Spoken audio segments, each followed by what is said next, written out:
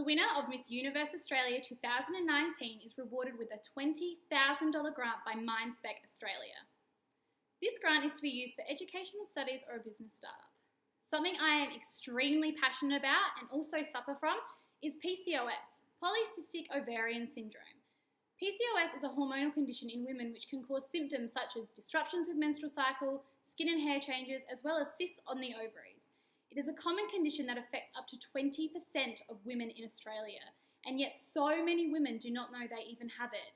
And shockingly, up to 70% of women with PCOS remain undiagnosed. Personally, I have suffered with PCOS from a young age, with continual cysts on my ovaries causing unbearable pain in the lower abdomen.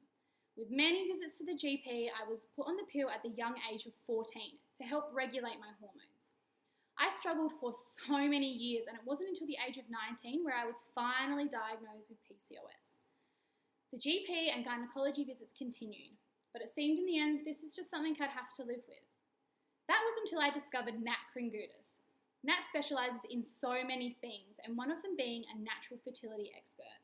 Her blog posts were inspiring, and they were so relevant to everything I had been feeling or experiencing over the years. I recently was lucky enough to speak to Nat about how she began her career and why she is so passionate about helping women with conditions like PCOS.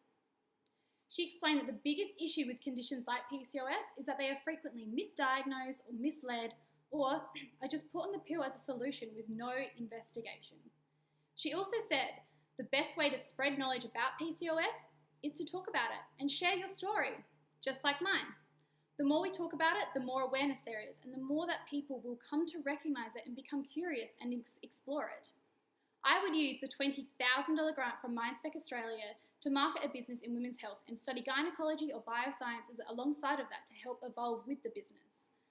I would be a voice and an advocate for PCOS and tell my personal story and journey so that one day I could help educate young girls about PCOS and what is normal and what isn't. I believe conditions like PCOS should be spoken about more often, and it should be something that is educated to young girls in school, because if I had learnt the things I now know back then, it would have saved me from so many years of pain and uncertainty. As Nat says in one of her blogs, women help solve each other's issues. So let's do this.